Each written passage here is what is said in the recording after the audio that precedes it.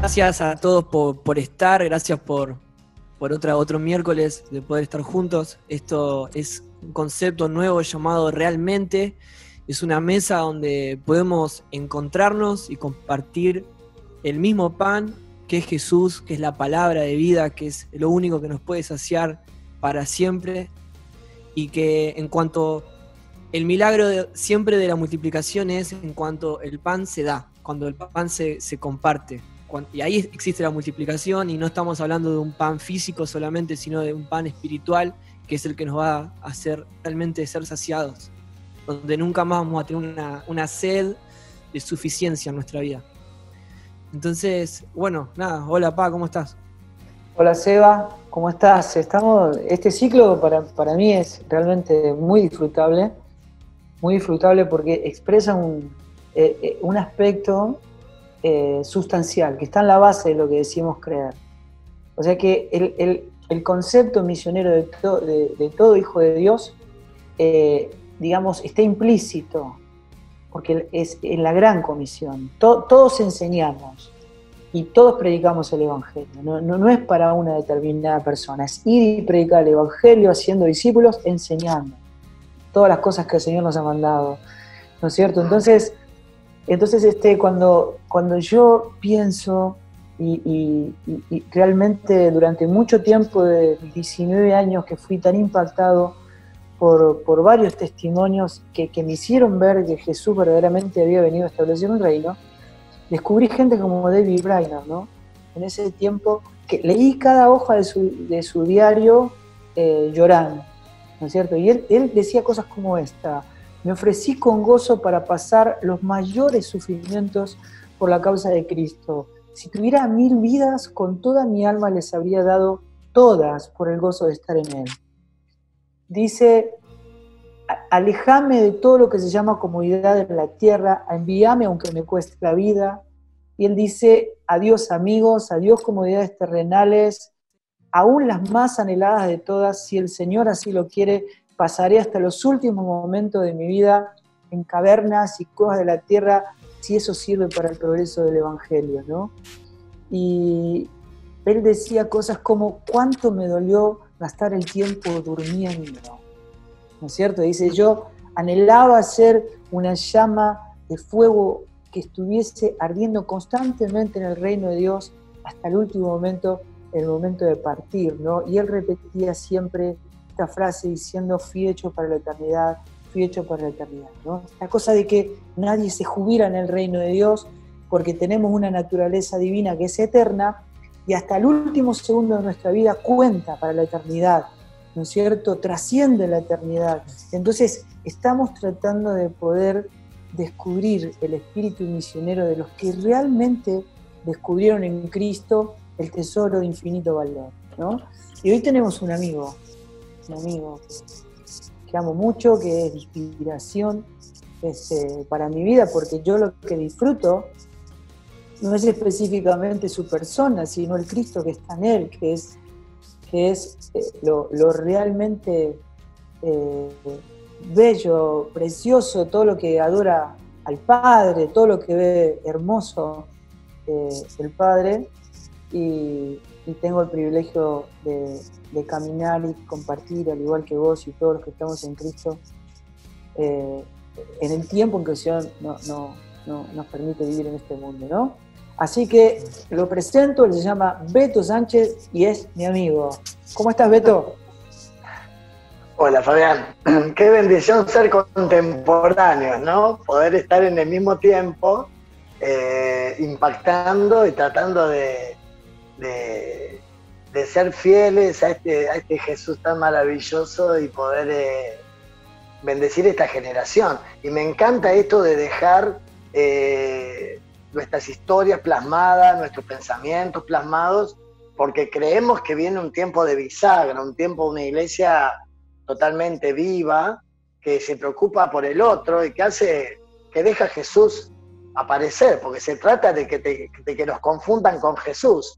No se trata de mi ministerio, se trata de Él, de lo que Él quiere hacer con nosotros. Entonces, me parece maravilloso que quede plasmado ahí en las redes estos pensamientos de un montón de nosotros que podamos colaborar con pensarlo, con entender. Entender es todo. Yo creo que entender y comprender es el comienzo de las acciones. No podemos repetir estrategias de abordaje a estas generaciones sin entender cómo son, sin entender cómo están. Entonces creemos que hoy entender y comprender es el principio de accionar. Y creo que Dios lo que más quiere es ser entendido, que hagamos las cosas como Él dijo que las tenemos que hacer, no a nuestra manera. Entonces es muy interesante poder en este tiempo vivir estos años que nos quedan, ¿no? Porque ya pasamos los 50 nosotros y creo que es una gran bendición poder estar a la altura de las circunstancias y estar vivos, ¿no? Es lo más lindo. Exacto. Y poder entender que Dios nos dio una naturaleza divina, que tiene un ADN, que tiene una mente que nos permite entender, ¿no es cierto? Que es la mente de Cristo, y ese entendimiento es el que nos transforma, somos transformados por medio de la renovación de ese entendimiento que produce la mente de Cristo y nos permite comprobar la buena voluntad de Dios, que es agradable y perfecta, ¿no es cierto? Entender el corazón de Dios. Y es lo que nos permite accionar. Viste, cuando a veces agarramos este libro de Romanos y vamos a esa parte donde entendemos y comprendemos la buena, agradable y perfecta voluntad de Dios, se da con el versículo primero que dice: hey, presenten vuestros cuerpos como sacrificio vivo y santo y agradable delante de Dios, que es vuestro culto racional. Nosotros queremos ser renovados, queremos entender la voluntad de Dios sin entregar nuestra vida a Él. Entonces, es muy importante de poder vivir el reino, que Jesús realmente aparezca, pero no vamos a entender nada si no hay una entrega total, si no hay una renuncia total, si todavía no agarramos la cruz y si todavía no dejamos que Él viva en nosotros, no vamos a entender esto que Dios se quiere revelar, que es Cristo mismo en nosotros, ¿no? Entonces es muy importante poder... vos fíjate que el enemigo lo primero que hace es cegar el entendimiento, para que no resplandezca la luz, quiere decir, para que no ciega el entendimiento. Y si nos cegó el entendimiento, cuando no hay luz, cuando no hay revelación, nos tornamos religiosos y legalistas y hacemos las cosas con nuestra propia voluntad. Entonces es muy difícil para Dios poder amar, poder bendecir, que seamos sus manos, sus pies, sus brazos, si todavía no morimos. Entonces es muy, muy, muy interesante esto de... Por eso yo tengo esos libros de Watchmanía atrás mío. ¿Sabes qué? Algo que estabas diciendo, ¿viste cuando Moisés se tiene que enfrentar al faraón? Dios le decía: vos andá, porque cuando vos hables, el faraón me va a escuchar a mí, y cuando a vos te vea, me va a ver a mí, ¿no? O sea, Dios lo que necesita es un cuerpo muerto para que Él viva, para que Él se manifieste. ¿Viste cuando Pablo le dice a Timoteo dos cosas? Primero, ten cuidado de ti mismo, y después cuida la sana doctrina.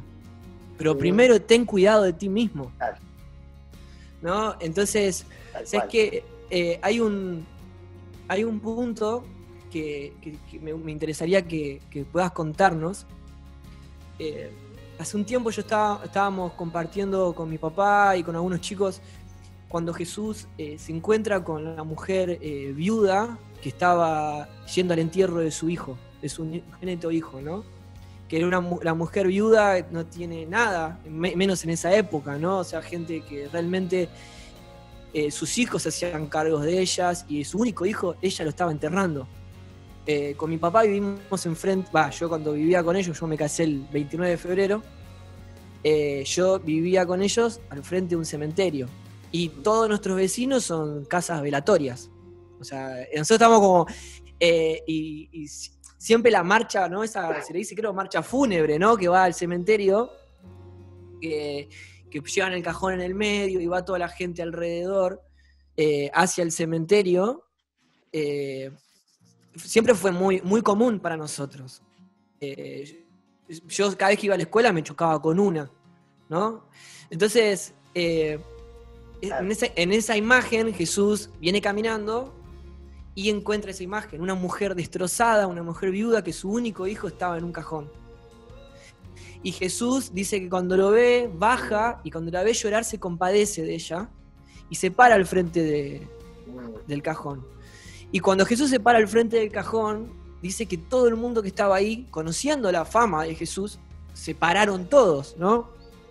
Y Jesús pone la mano en el cajón, dice que lo golpea y le dice que se levante. El chico se levanta, el muerto se levanta, y dice la palabra que sale hablando, y se va a las ciudades cercanas, y muchos creyeron que Jesús era el Salvador de este mundo. Y mi pregunta hacia vos, fuimos encontrados en la cruz, ¿no? Y fuimos resucitados cuando la piedra se corrió y Jesús salió, ¿no?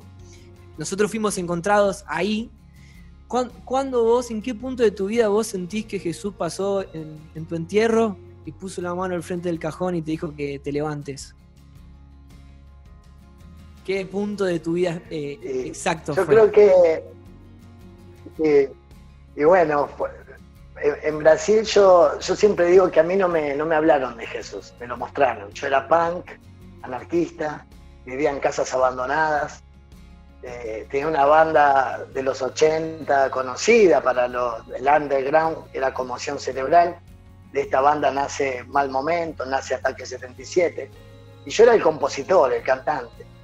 Y vivía en casa abandonada, mamá y papá ya no sabían nada, no sabían qué hacer conmigo, pero como que yo en todo lugar era rechazado. Yo me sentía rechazado y provocaba también el rechazo, porque bien mi apariencia, yo me gustaba pelear con la lengua, era muy intelectual, anarquista, y me gustaba discutir con los del movimiento al socialismo, con los comunistas. Yo le decía que la guerra o la revolución era social, no era armada, y era pacifista.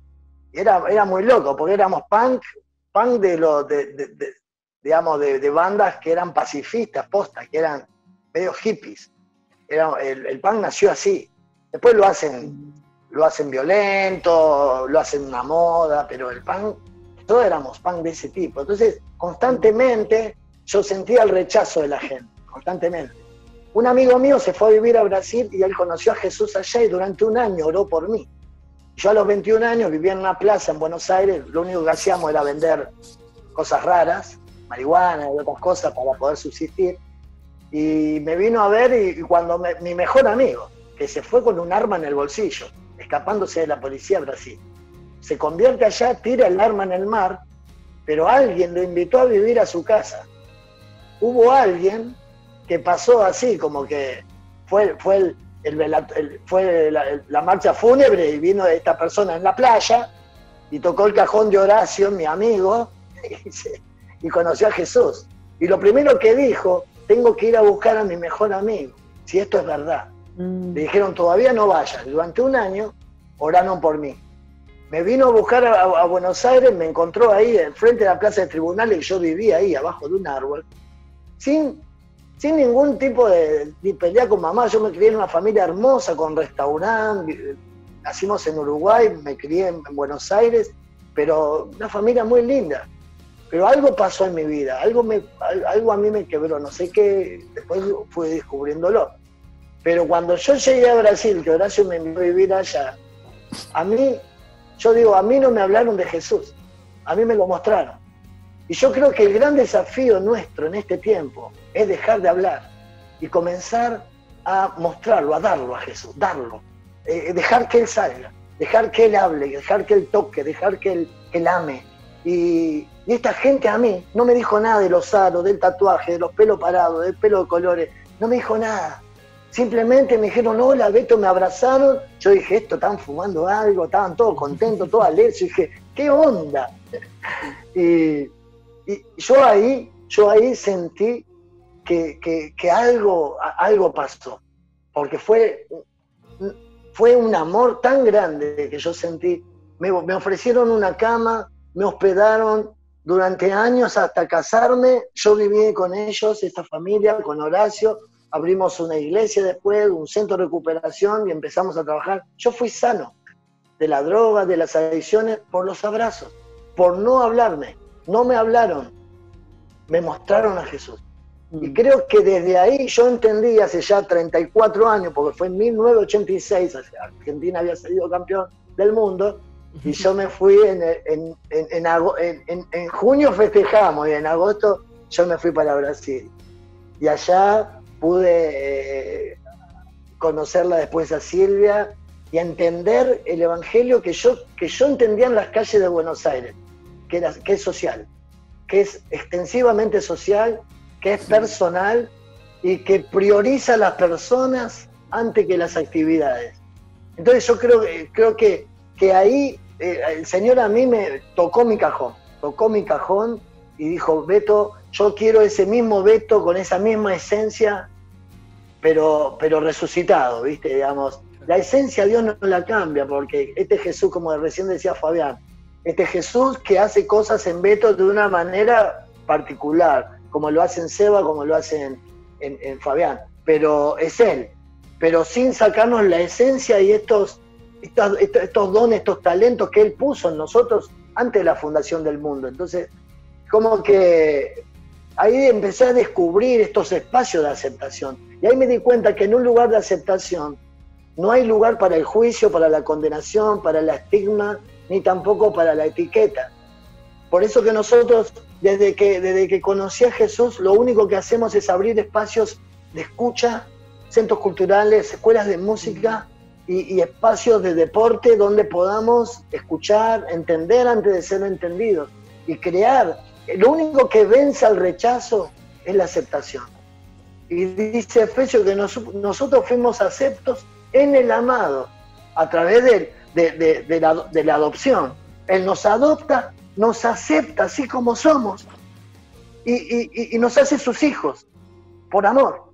Entonces, ¿quiénes somos nosotros para no aceptar al otro, para condenar, para amar? Entonces, lo que nosotros creemos que en este tiempo la iglesia necesita es recuperar este Jesús callejero. Este que pasó, ¿por qué? ¿Por qué fue a la viuda esa? ¿Por qué? Porque estaba en la calle. ¿Por qué Jesús estaba? Porque Él estaba justamente amigo de pecadores, se hizo carne. Nosotros pensamos que Jesús viene a hablar. Jesús no habla. Jesús habla como quien tiene autoridad después de haberse encarnado, apasionado, amado y amigo de la gente. Después dicen: che, este Jesús habla como quien tiene autoridad. Porque el primero se encarnaba, primero se hacía con la gente. Y creo que este es el Jesús, amigo de pecadores, que la iglesia tiene que comenzar a recuperar, a entender que esta humanidad de Jesús, esta paciencia, este amor, este cariño, lo hemos institucionalizado y nos hemos olvidado de este Jesús callejero, un santo callejero. Me fui, Seba. No, con la pero... pregunta pero abrís tantas puertas mientras estás hablando, que identifican, digamos, la transversalidad de Jesús, la divergencia de Jesús, ¿no es cierto? Yo siempre digo que si Jesús, o si nosotros, digamos, de alguna manera Jesús construiría la iglesia como nosotros la construimos, hubiese comprado un terreno, ¿no? Hubiese comprado un edificio, ¿no es cierto? Pero el ministerio de Jesús era completamente diferente a como uno lo entiende en este tiempo. Uh-huh. Y la transversalidad de Jesús tenía sus buenas y sus malas. Él decía, por ejemplo, nadie es profeta en su propia tierra, ¿verdad? Y tienes esa cuestión, ¿no? De que los hombres transversales en la iglesia de Cristo son hombres que no llegan muchas veces a ver el fruto de todo lo que pasó cuando pasó Cristo por ese lugar, ¿no es cierto? Pero ¿sabés qué te quería preguntar? Porque dijiste tantas cosas. Dijiste, por ejemplo, que, claro, no se puede mostrar a Jesús no se puede dar a conocer a Jesús si yo no conozco a Jesús. O sea, si Él no está en mi vida, me van a ver a mí, pero no lo van a ver a Él, ¿no es cierto? Entonces yo puedo hablar, como dice Mateo capítulo 7, predicamos, echamos fuera demonios, hicimos muchos milagros en tu nombre, pero el Señor dice, nunca los conocí. Realmente había algo realmente serio y el conocimiento no es un aspecto del Evangelio, es el Evangelio. La persona de Cristo es el Evangelio. El Evangelio es una persona, ¿no es cierto? Y todas las cartas apostólicas se refieren al conocimiento de esa persona. Entonces, naturalismo. Exactamente. Ahora, ¿cómo le conocemos? A través de la naturaleza de Cristo. ¿Por qué? Porque el hombre natural no percibe y tampoco puede, no comprende. Entonces, ¿qué necesitamos? Nacer de nuevo, ¿no es cierto? Y el nuevo nacimiento se produce en el momento en que uno elige perderlo todo para ir en pos de Jesús, ¿no es cierto? Y entonces acá viene una gran pregunta, ¿no es cierto? Porque, por supuesto, Jesús no habló de la misma manera con el joven rico que con la mujer samaritana, ¿no es cierto? Pero mostró un evangelio completo. Y ahí está el punto. Si nosotros presentamos un evangelio, por ejemplo, a alguien que no se siente amado, y entonces le dice, Dios es un padre, ¿no es cierto? Y que te ama, ¿no es cierto? Y ese evangelio va a cubrir la necesidad de la persona, ¿verdad? Pero no le va a permitir entrar al reino, ¿no es cierto? Porque no presenta la puerta. La puerta es Cristo, ¿no es cierto? Y la llave es el arrepentimiento. O sea, yo puedo estar dolido por lo que me pasa, puedo estar angustiado, puedo tener remordimiento, pero eso no es arrepentimiento, ¿verdad? Entonces, arrepentimiento es decir, yo ahora quiero ir en pos de Jesús.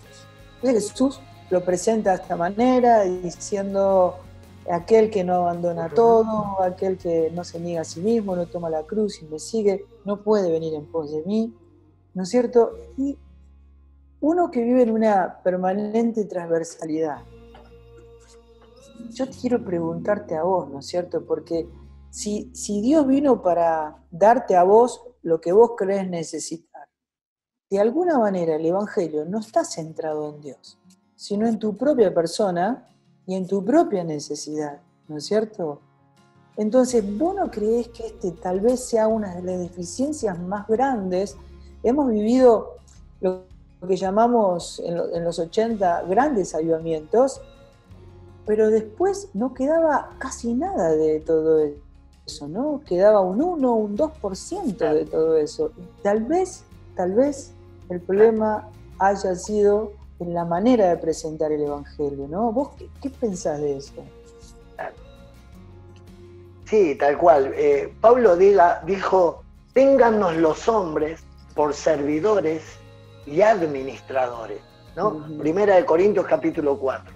Digamos, el trabajo de la iglesia es servir, es lavarle los pies a la gente, uh-huh. Es ver de qué manera podemos mejorarle de vida espiritual, porque el hombre, un ser espiritual, es espíritu que habita en un alma y posee un cuerpo, ¿no? Que posee un alma y habita en un cuerpo, perdón, digamos. Sí. Entonces el Evangelio es integral, y cuando Pablo dice que téngannos los hombres por servidores, le está diciendo, como la iglesia primitiva, ninguno decía hacer suyo propio lo que poseía. Por eso nosotros entendemos que tenemos que recordar la iglesia, contextualizarla y rediseñarla.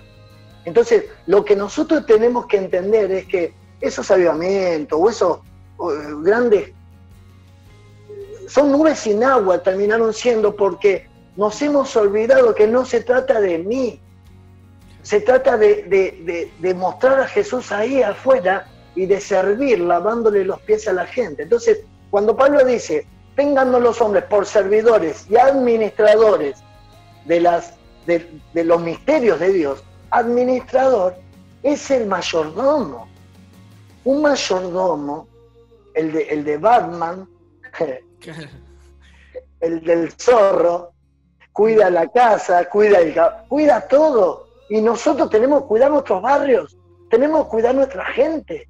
El mayordomo es aquel que se le da una tarea tan grande que es la de administrar la tierra. Yo tengo que administrar mi vida, mi matrimonio, mis hijos, pero a la vez el vecino, ver cómo está la escuela, qué necesita la gente. 5.500 escuelas visitamos y eso nos ha tirado la data para entender. Una chica nos dijo, yo no quiero que me quieran, yo solo quiero que me escuchen. Tenemos que mostrar más de lo que hablamos. Por eso que dice, cuando Adán pierde la tierra, en realidad no la pierde, ni se la roba el diablo, sino que si yo dejo una bicicleta acá afuera, sin candado, sin una cadena, y me olvido, y me voy a dormir, y cuando vengo a la mañana y no es robaron la bicicleta, yo me la dejé robar, yo no la cuidé. Entonces, lo que está pasando es que nosotros, cuando Adán pierde la tierra, vos fíjate que cuando Jesús se va al desierto, el diablo mismo le dice, a mí me han sido dados los reinos, por eso yo te los puedo dar, si postrado me adorares. Me han sido dados.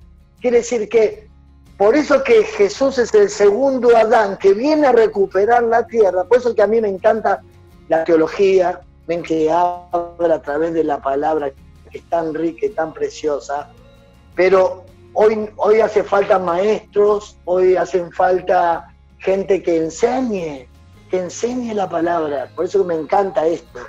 Y de repente lo que hace Jesús es recupera la tierra para nosotros, recupera la mayordomía para la iglesia. Por eso dice que nosotros estamos sentados en lugares celestiales, y también dice la tierra que Dios nos ha dado toda autoridad sobre potestades, sobre principados, y nos dio a nosotros, ¿no? La cabeza es Cristo y a su iglesia. Entonces, la tarea de la iglesia es gobernar y reinar a través del servicio, a través de la toalla.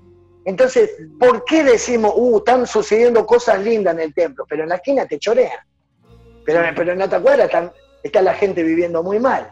Entonces, la transformación que Dios quiere hacer con su iglesia es todo su entorno, es alrededor de la iglesia. Por eso la iglesia es centrífuga, va hacia afuera. No es centrípeta que se mete para adentro, ¿no? Es centrífugo, va hacia afuera. Entonces, lo que yo creo que ha pasado en este tiempo es que la iglesia ha dejado de ver el barrio y la ciudad como una gran oportunidad de servicio. La escuela, el barrio, trabajar en equipo. Nosotros tenemos el seminario de transformación social, tenemos más de 300 alumnos de todo el mundo. Ya tenemos, en este tiempo de pandemia, ya tenemos el tercero. Anteayer tuvimos uno, el lunes. Y nosotros vemos de que hace falta el cómo hacemos las cosas. Está todo bien, sabemos un montón, pero no sabemos cómo hacerlo. ¿Por qué? Porque la gran revelación que Dios nos da a nosotros, que es Jesús mismo, se manifiesta cuando morimos. Cuando morimos vienen las ideas, viene el poder creativo, vienen los recursos. Vas a la segunda milla surfeando, ¿viste? Sobre una ola, vas, dice, ven poniendo la otra mejilla. Dice, si te obligan a andar o llevar una carga una milla, llévala 2. Como diciendo, el reino no tiene nada que ver con este mundo. Entonces, yo creo que lo que nosotros perdimos, aparte del conocimiento bíblico, del conocimiento real de este Jesús tan maravilloso, que se manifiesta cuando entregamos todo. Digamos, Jesús no puede aparecer si no morimos totalmente. Si todavía nuestra voluntad está gobernada por nosotros, estamos muy lejos de conocer lo que Dios quiere hacer. Yo creo que lo que Dios más está preocupado ahora, que la iglesia sepa articular con las distintas organizaciones, trabajar en equipo, sepamos entender los tiempos que vivimos hace 200 años, vivimos compitiendo con una manera de pensar es un cambio de paradigma, una manera de pensar de competencia. Nosotros tenemos que ir a la manera de pensar bíblica, Efesios 4 y Juan 17, que es cooperar. Y por eso le cuesta tanto, por eso yo no estoy en contra. Yo a veces, viste, mucha gente escribe libros hablando mal de la iglesia y de todos lados. Yo no creo que tiene que ser así. Yo creo que la iglesia tiene que seguir madurando, seguir reformándose, renovándose en el conocimiento de Dios y seguir creciendo. Yo no puedo estar diciéndole a un nene de 2 años, güey, ¿por qué no agarrarla? Yo creo que el legalismo es inmadurez, un tipo inmaduro. Está bien, juzga, critica, pero es un inmaduro y lo tengo que amar también. No puedo ponerme en contra, porque esa gente aprendió así y tengo que tener misericordia por ellos para empezar nosotros a mostrar con nuestras obras que esto es lo que funciona. No hablar y criticar y condenar y decir, no, vengo acá porque voy a abrir una iglesia acá en Leandro en Alem porque yo la tengo arreglada. No, vamos a ayudar a la iglesia que está. Aunque cuesta, aunque hay mucho legalismo, aunque hay mucha injusticia, aunque hay una iglesia muy quedada, muy metida hacia adentro, no importa. Vamos nosotros a hacer iglesia afuera, vamos nosotros a visitar escuelas, vamos nosotros a armar equipos, vamos nosotros a trabajar en el hogar de niños, a trabajar en donde sea y mostrar la iglesia. No esperar que todo cambie para después. No, si la unidad es en el espíritu. El que está en el espíritu va a entender y se va a arrimar a uno. Y si no, ¿sabes qué? Si es personal. Cuando Dios nos llame, va a llamar a Fabián solo, va a ir Seba solo, y voy a ir yo solo. Y vamos a decir, no, porque yo vengo, voy a mirar para atrás y no va a haber nadie. Y el Señor ahí, con él, me va a decir, bien, ¿qué hiciste con los dones y con los talentos que yo te di? Es personal, es altamente personal. Y cuando es personal, y si yo me preocupo en esto, mirá, Fabián, mirá lo que tengo acá. Si yo tengo el hacha afilada, si yo ando en el espíritu, y si yo estoy en el espíritu, yo voy a considerar a Fabián mayor que yo y a Seba mayor que yo, y nos vamos a unir en equipo, para un mismo ser, para un mismo Señor, para un mismo Dios. ¿No? Entonces yo me tengo que ocupar de mí, como vos recién decías. Además, Beto, ¿sabes qué pensaba? Que siempre ando con el hacha. Siempre ¿Pero es por si alguien entra o no? No, mentira. Sé que estaba pensando, Beto. También. Claro. Es mejor dar que recibir. Estaba pensando que si la obra no la hace Dios, no es obra, ¿no? O sea, Dios dice que Él es el amor, no que es una manera de amar, ¿no? Él dice todo el amor que existe, el verdadero, lo que es amor es Dios. Dice, esto conocen ustedes lo que es el amor, es que Jesús murió por ustedes, aún siendo pecadores, aún siendo objetos naturales de la ira de Dios. Ustedes en esto van a conocer lo que es el amor. Es en el justo muriendo por los injustos, el bueno muriendo por los malos, ¿no? O sea, la buena noticia es que el evangelio de Dios, el evangelio del reino, es para las prostitutas, para los drogadictos, para los ladrones, para los abusadores, y es para mí, porque yo estoy en ese grupo. O sea, es muy difícil que nosotros nos veamos en el lugar de los malos, ¿no? Yo, algo que siempre me pongo a pensar, yo a Jesús, vos decís Judas, ¿cómo Judas lo pudo vender por monedas? Pero nosotros lo llevamos a vender por aceptación a Jesús, ni siquiera por monedas. Pedro, decís, ¿cómo lo puede negar? Pero nosotros, ¿cuántas veces lo negamos? Más de 3 veces. Más de 3 veces. Y entendiendo que el pecado es estar fuera de Jesús, ¿no? O sea, se podría decir que nuestra vida es una vida de negación. Es que hubo una historia que a mí me ha impactado mucho, que es de un misionero que lo secuestran en un país árabe y lo empiezan a torturar. Y le dicen, ¿negás a Cristo? No. Al segundo día lo siguen torturando cada vez más fuerte. Dicen, ¿negás a Cristo? No. Dicen que al tercer día fue tan fuerte los golpes y todo lo que le hicieron que el escritor decía que a él le daba pudor escribir lo que le habían hecho. Y la gente que creyeron, los torturadores, que lo habían matado. Entonces lo tiraron en un basurero. Y este misionero se levantó y como pudo volvió al lugar donde él se encontraba con los hermanos escondidos. Y cuando él cuenta, dice, lo que le pasó, uno de los hermanos se levantó y le dijo, ¿pero vos pensás que Dios te amaría menos si vos lo hubieses negado? Si vos hubieses hecho eso y hubieras vuelto acá y Dios te hubiese amado de la misma manera. Y él dijo, pero ¿sabes lo que pasa? Es que yo antes de que me secuestren estaba leyendo la historia de Pedro y yo no quería llorar amargamente. Entonces, ese llanto amargo que Pedro habla es el estar fuera de Cristo, no una acción que nosotros podamos llegar a hacer. Claro. Entonces, cuando vos entendés que estás en Cristo, entonces estás en el amor, en el amor verdadero, entendés que ni siquiera la hospitalidad que nosotros podemos llegar a tener es nuestra. Ni siquiera el servicio que nosotros podemos llegar a hacer. Nosotros solamente somos la piedra que se corre del sepulcro para que el Jesús resucitado salga y pueda ser manifestado. Esa es la acción que nosotros hacemos. O sea, Dios necesita un cuerpo, pero si nosotros no lo aceptamos, elegirá otro, gritarán las piedras, hablarán los burros, ¿no? O sea, Dios no nos necesita, pero sí ama manifestarse en nosotros. Así es. ¿Sabes, Beto, que la vez pasada compartíamos con Seba acerca de tantos hombres que inspiraron nuestra vida porque vimos a Cristo en ellos? Y uno de ellos es Hudson Taylor. Y él, siendo muy joven, cuando el Señor lo llama a China, ¿no es cierto? Su vida y su testimonio engendró a Watchman Nee, que vos de alguna manera lo nombraste antes de que arranquemos.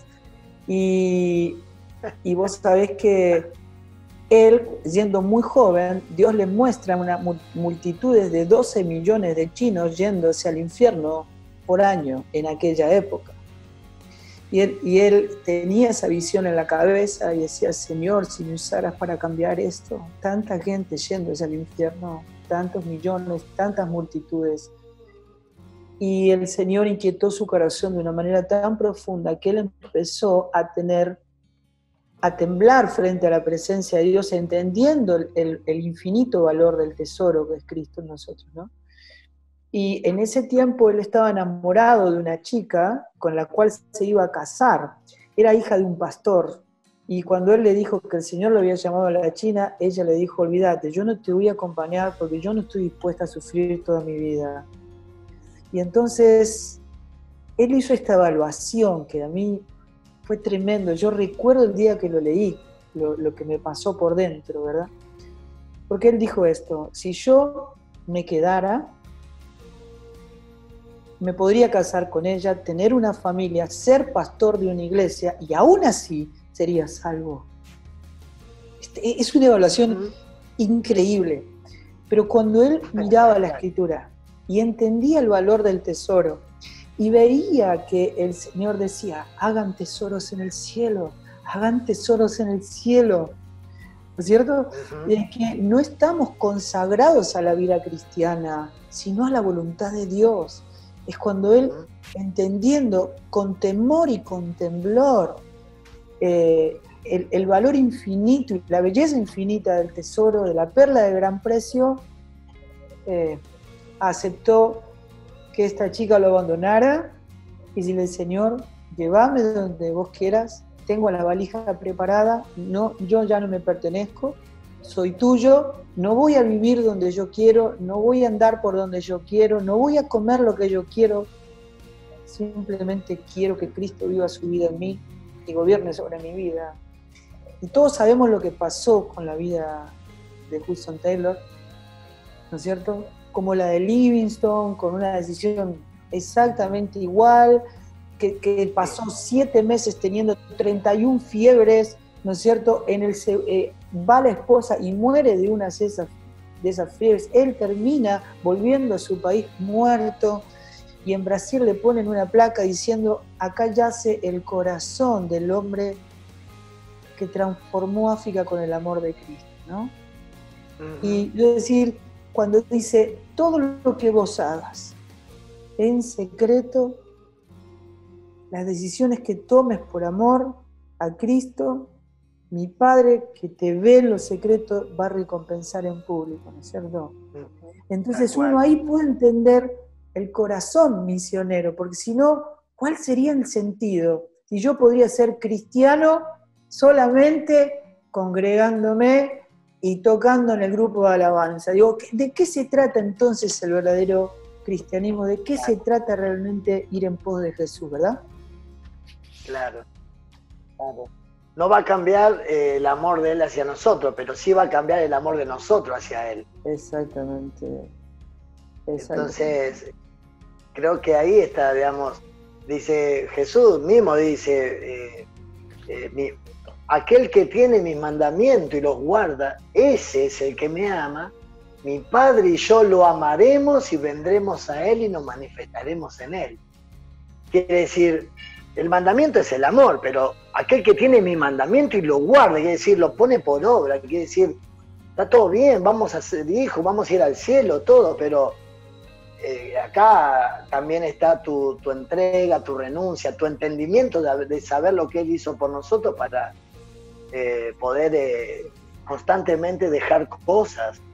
Nosotros con Silvia constantemente, de Brasil para Buenos Aires para Santiago, del Monte santiagueño, casi 14 años, 13 años, y siempre hemos dejado cosas, casas que sabíamos que si nos íbamos las perdíamos, que nos habían prestado por años, 15 años, y siempre Dios, cuando Silvia le entregó su vida a Jesús, le dijo, Señor, vos salvá a mi familia, porque ella era rechazada, porque ella vivía en una casa con su mamá, el papá la había dejado, las tías no la soportaban porque ella era violenta, tremenda, la habían echado de las escuelas. Entonces ella a los 12 años le dijo, si vos salvás a mi familia, yo a donde tú me lleves, yo voy a ir.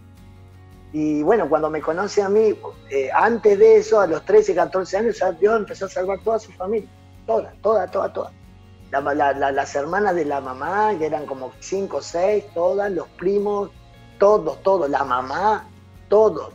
Cuando yo la conozco, ella ya tenía 18 años y siempre la despreciaron, pero ella empezó a estudiar para contadora, porque un hombre vio que era buena en los números. Siempre los niños y los adolescentes están esperando un adulto que los inspire. Y es lo que nosotros estamos necesitando en este tiempo. Gente que inspire y que sea coherente.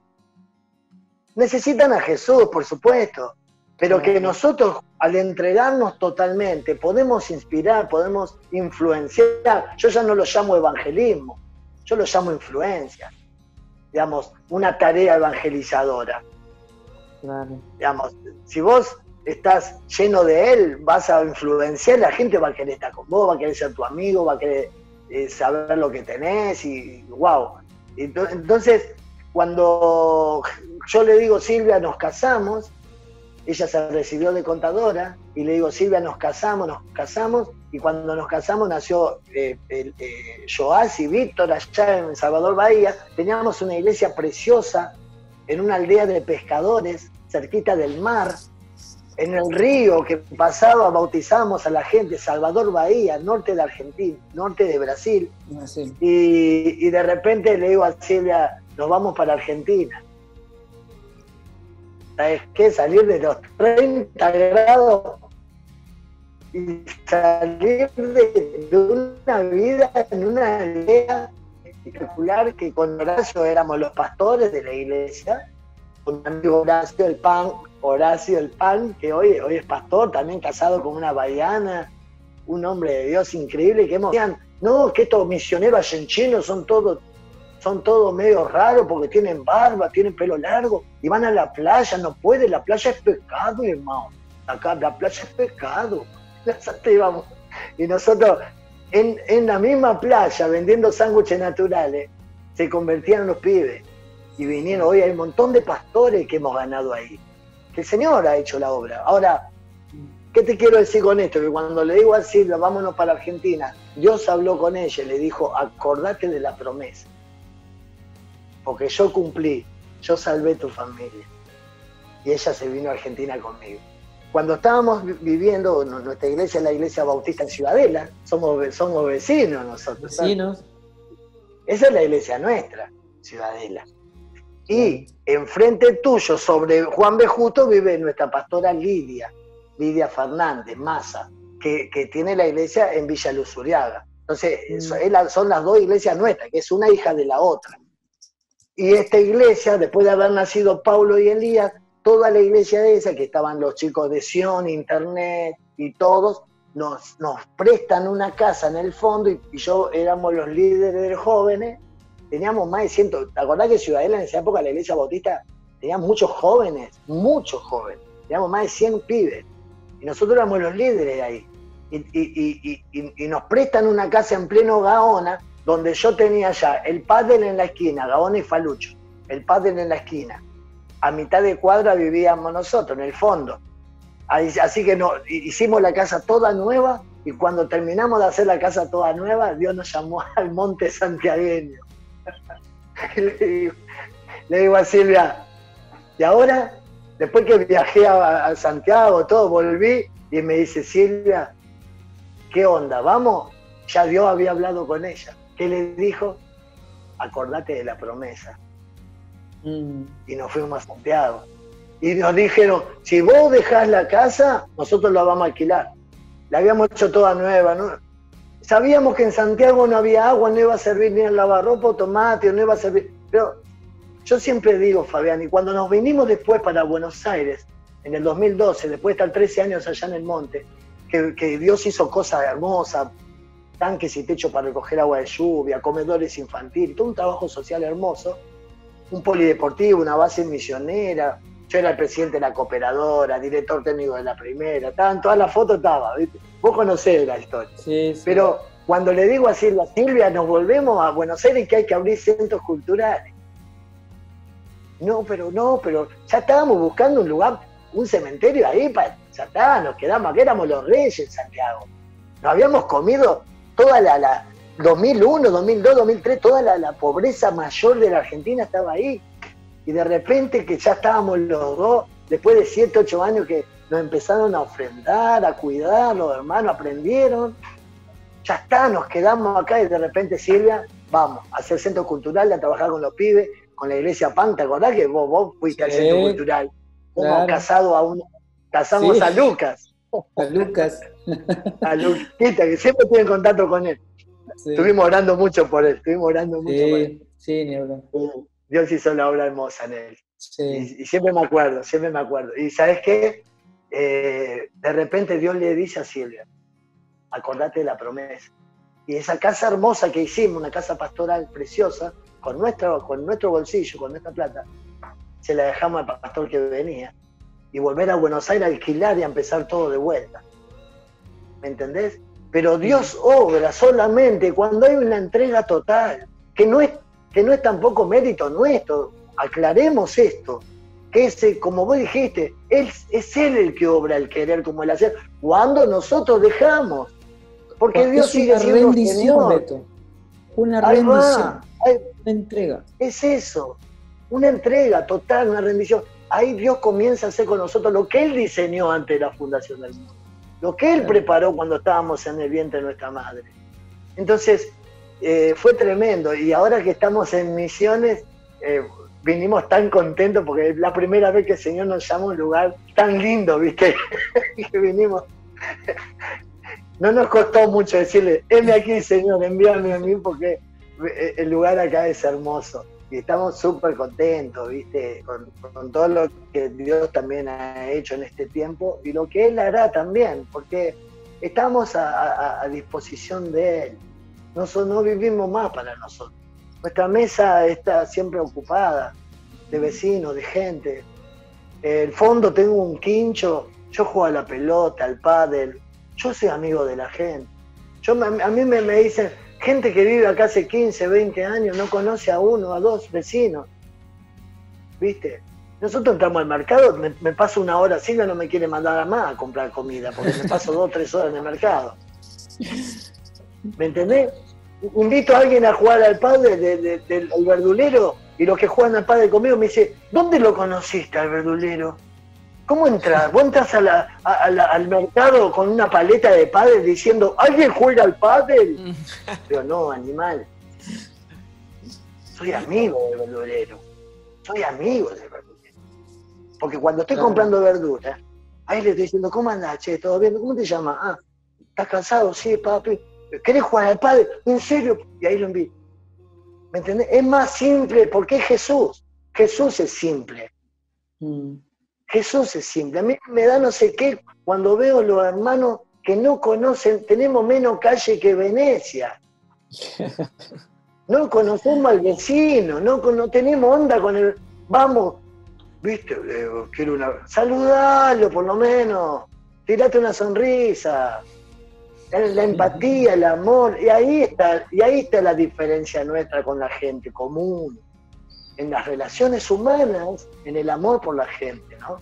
Entonces es como que, y seguimos aprendiendo, Fabi, seguimos aprendiendo, seguimos constantemente contextualizándonos, ¿viste? Como que es una metamorfosis continua, ¿viste? Es como que el Espíritu Santo siempre te va dando cosas nuevas según el lugar, según el entorno, según lo nuevo que Él quiere hacer en el lugar donde te pone. Entonces uno tiene que estar muy fresco para no ser repetitivo, para no caer siempre en lo mismo, como decir, Dios hace esto de esta manera. No, Él lo va a hacer en el lugar que sea, a la manera que Él quiera y como Él quiera. Lo que Él necesita es justamente un vaso para usar, una persona para manifestar su gloria, ¿no? Un recipiente, exactamente. Pues es que antes de irnos, me gustaría darle un pequeño ajuste a lo que hablamos. Y es esto, Beto. Dijimos que nadie puede ir en pos de Jesús si no se niega a sí mismo, ¿no? Si no pierde la vida, el que quiera ganar su vida la va a perder, pero el que pierda su vida por amor a Cristo la va a hallar. Y que la respuesta de Jesús frente a un montón de gente que le sirvió durante casi toda su vida fue: nunca los conocí, apartados de mí, hacedores de maldad, ¿verdad? Entonces esa gente le había servido, creía en el Señor, pero había un problema, no eran conocidos por Él. Y la respuesta de Jesús fue esta: los que yo conozco no son los que dicen Señor, Señor, sino los que hacen la voluntad de mi Padre que está en los cielos. Y vos dijiste lo que dijo Juan, ¿no?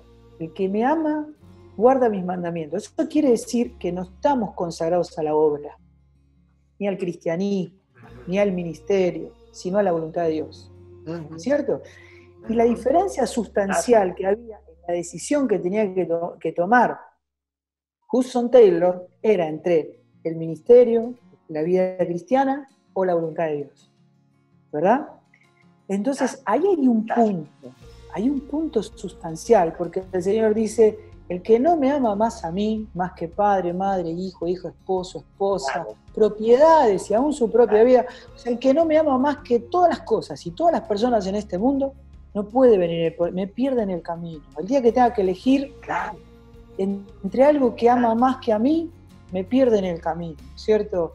Entonces, Jesús es la encarnación de la voluntad del Padre, ¿no es cierto? Y Él es el tesoro que el Padre considera que es lo único que le glorifica, ¿no es cierto? Y esta es la decisión fundamental que todo hijo de Dios, esencialmente, fundamentalmente misionero, como somos todos los hijos de Dios, tiene que tomar frente a esta demanda del Evangelio, que es el que quiere venir en pos de mí, ¿no es cierto, Beto? Tal cual.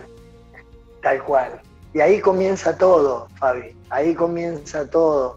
Ahí dejas de pelearte con todo, aún con vos mismo, porque viste que al propio Jeremías le dice: me sedujiste, fuiste más fuerte que yo, y me dejé seducir. Entonces el problema no es, digamos, Jesús venció tres cosas: el sistema del mundo, al diablo, y venció la carne también. Venció el pecado. Entonces, nosotros tenemos que tener victoria sobre esas tres áreas. Y vivir en el Espíritu y andar en el Espíritu.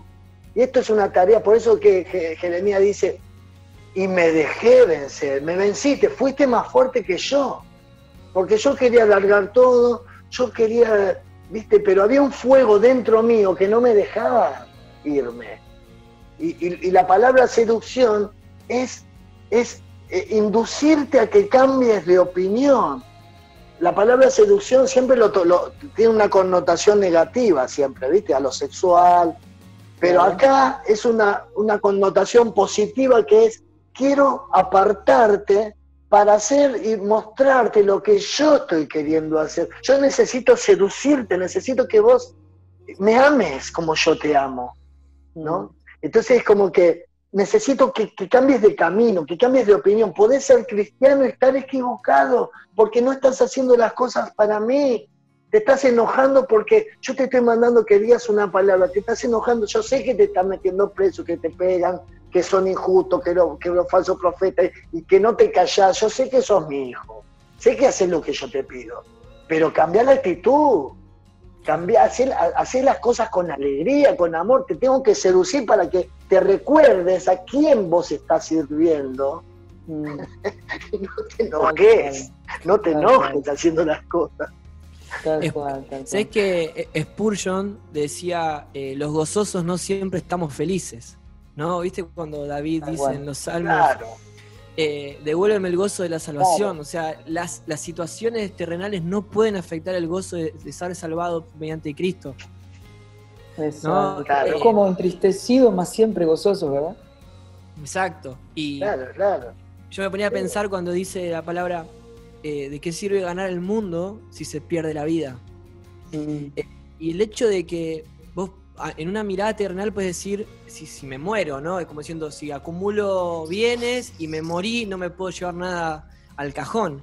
Pero en Cristo está diciendo, ¿de qué sirve hacer todo lo que haces si realmente te estás perdiendo a la vida, que es Jesús? Él dijo, yo soy el camino, la verdad y la vida. Como dijimos al principio de la conversación, ¿no? Yendo camino a tu entierro te encontraste con el quien decía hacer el camino. Entonces, claro. Ahora no, ¿cómo te vas a dar? Ganando el mundo, hay que tener cuidado de no perdernos la vida, que es Jesús, ¿no? Consagrándonos. Dante Gebel dijo una vez de que él empezó a correr una carrera ministerial y se olvidó que en el medio del camino se le había caído la cruz.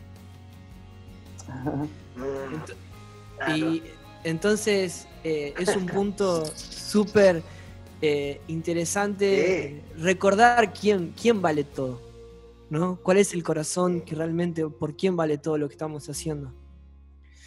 Así que pasa que la vida esta, Seba, la vida de la cruz es el límite, ¿viste? Es el camino de la vanguardia.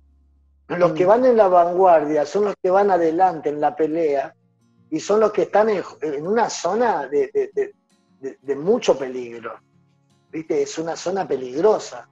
Sí. Pero bueno, ese es el lugar que nos toca a nosotros, a todo cristiano. Tenemos que estar ahí, a la altura de las circunstancias, en la vanguardia, que es ahí adelante, estando en la vanguardia de los problemas sociales, de los problemas de la gente, ocuparnos de lo que está pasando. Nosotros estamos, el tema del trabajo en equipo, tenemos psicólogos sociales, tratamos de tener todo un equipo para influenciar en las escuelas, con los jueces que nos llaman, con gente que nos dicen, che, ellos están trabajando con estos más vulnerables. Digamos, le hemos dado una vuelta de rosca a todo el tema de los centros culturales, las escuelas de música. ¿Cómo puede ser que casi ha triplicado el suicidio en adolescentes? Claro.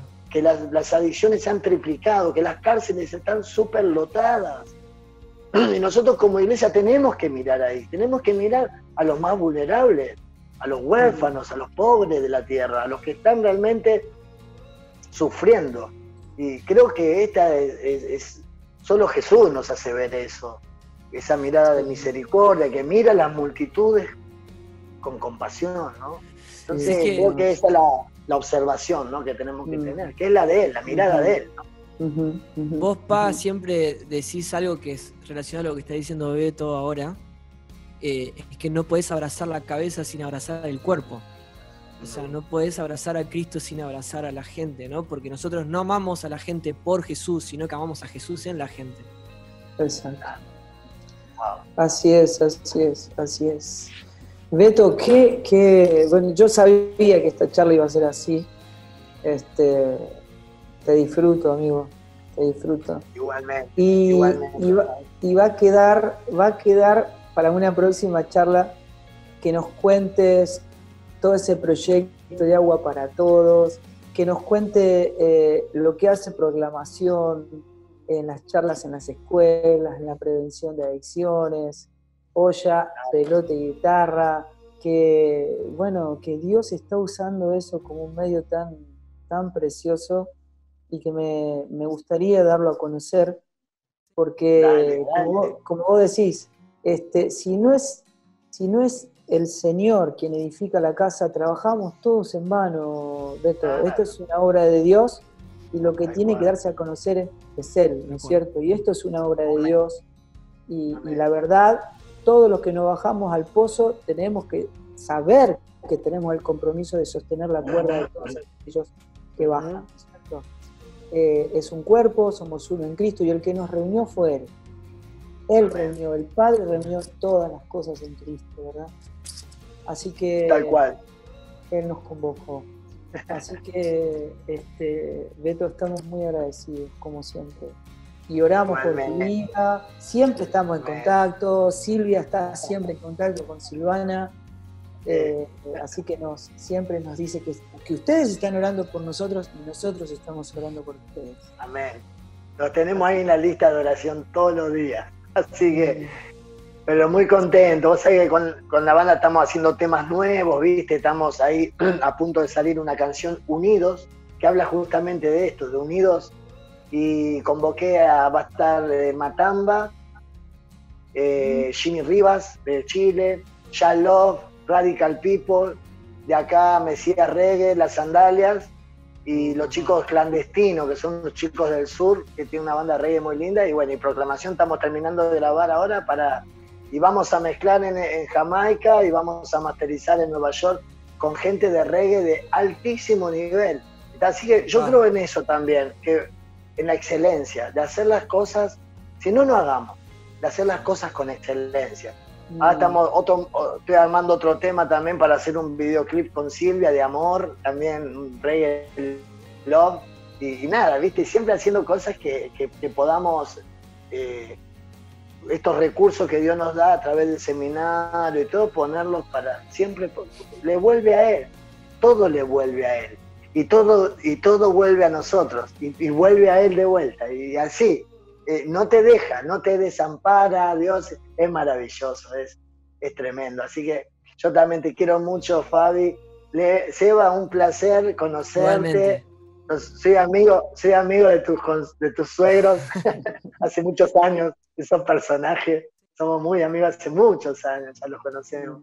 Así que nada, un gusto conocerte, de verdad, como te digo, te lo dije antes de arrancar, mi familia siempre habla bien de vos, o sea, te amaba sin conocerte, porque ya todo lo que me contaban daba ganas de amarte, y bueno, también por mis suegros y mucha gente, la verdad es que estás mostrando a un Jesús real, ¿no?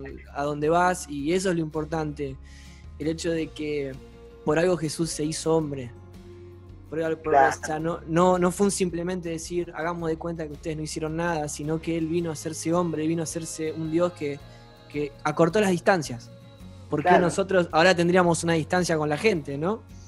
Entonces, nada, te agradezco por tu tiempo también. Y cuando saquen esa canción nueva, yo conozco ahí a los chicos Clandestinos, de Mesías, de Los Sandalias. Pasa algo que lo estamos esperando. Sí, ya va a salir. Ahora le estamos mandando a todos ellos las canciones, porque son muchos. Y está también de Brasil, Nengo Vieira, que es un pastor también tipo Cristafari, viste, de Rasta, un pastor de Rasta muy conocido en Brasil, hace un reggae increíble, también va a estar en el disco, en esta canción, ¿no? Así que nada, disfrutémonos unos a los otros. Esa es la idea de este Cristo tan lindo que está en nosotros. Así que, bueno, gracias, Fabi, por la invitación, papá. Bueno, Beto, Saludos un abrazo gigante. Gracias. A Igual a Silvia, a todos tus hijos. Un abrazo gigante. Dios cumpla su propósito en nosotros y la gracia de Dios siga estando sobre vos cada día. Te mando un súper abrazo, Beto. Gigante. Y nos estamos viendo. Chao, Fabi. Acordate que los hijos de Dios nunca se ven por última vez. La tenemos para siempre esta. Así que bueno, nos vemos con Beto. Hay que pactar una parte 2 con Beto y nosotros nos vemos el miércoles que viene, pa. Dale. Exacto. Esperemos que antes nos veamos, ¿no? Esperemos que seguro. Que alguna de estas la podamos hacer juntos físicamente, ¿no? O sea, estamos unidos en el espíritu, pero una física tenemos que hacer. Ya va a llegar. Ya va a llegar. Así que, bueno, estamos viendo. Te abrazamos. Hasta la próxima. Bendiciones. Chao, amigo. Igualmente. Chao. Chao, Betito.